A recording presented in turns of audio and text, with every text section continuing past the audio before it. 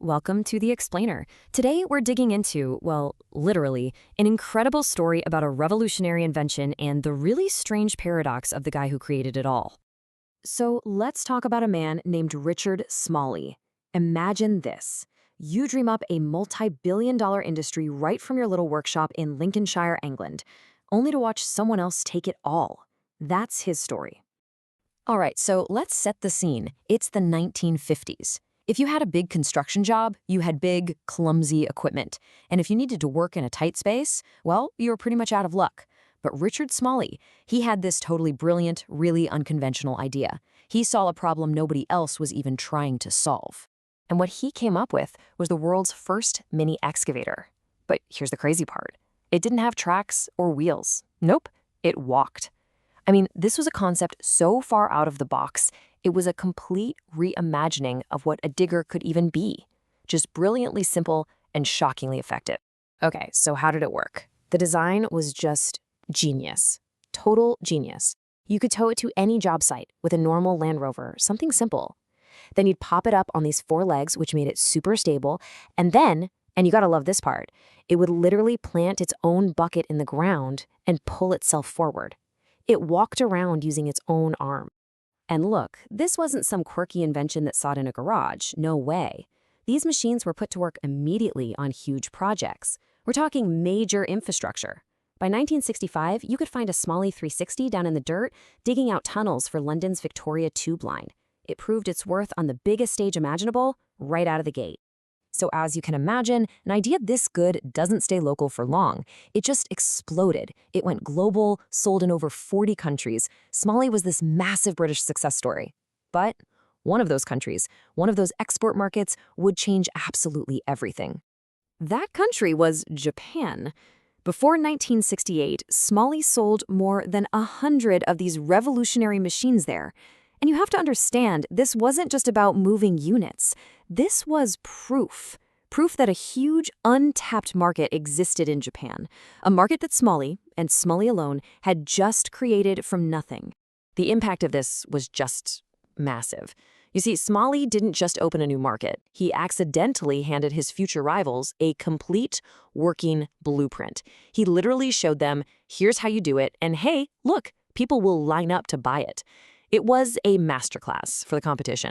So just when Richard Smalley is on the verge of total global dominance, bam, his company gets hit with this devastating 1-2 punch. And it would change the company's destiny forever. Okay, so here's punch number one. That booming Japanese market he had single-handedly built, it was slammed shut, just like that. A sudden, totally crippling 42% import tariff was, and this is a quote, slapped on overnight. He was priced out of his own market, and that cut off the cash flow he desperately needed to keep innovating. And this is where the timeline gets really brutal. Just think about the sequence. Smalley invents the thing. He proves there's a huge market for it. Then his access to that market and its revenue gets cut off at the knees.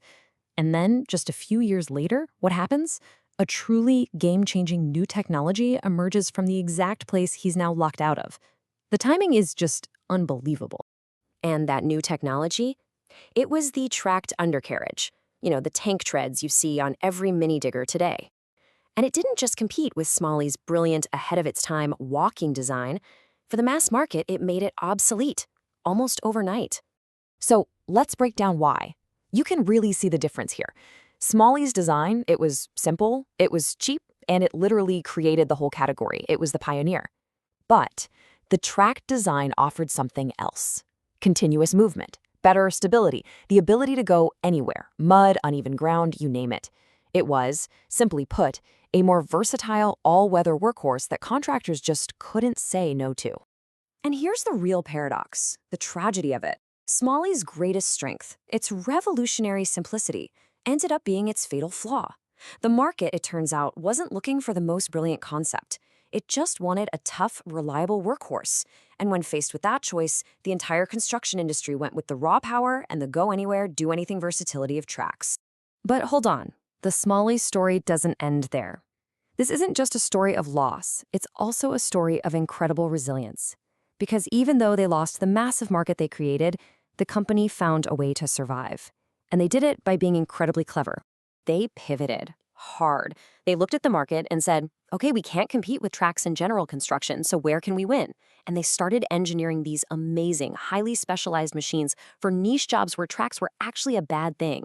We're talking amphibious excavators that could work in swamps, low-pressure machines for delicate ground. They doubled down on what made them unique and found a way to keep that spirit of innovation alive. This right here, this quote, it just nails the whole Smalley paradox. In the world of business, being the first one with the big idea, well, that's less valuable than being the one who provides the dominant solution, the one everyone can use. Smalley had the dream, but others built the reality for the mass market. So it leaves us with this really fascinating question about innovation, right? Who's the real winner here?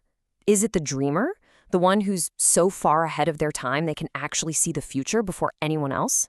Or is it the disruptor, the one who comes along, takes that dream, and actually builds it for everyone else? It's a tough one.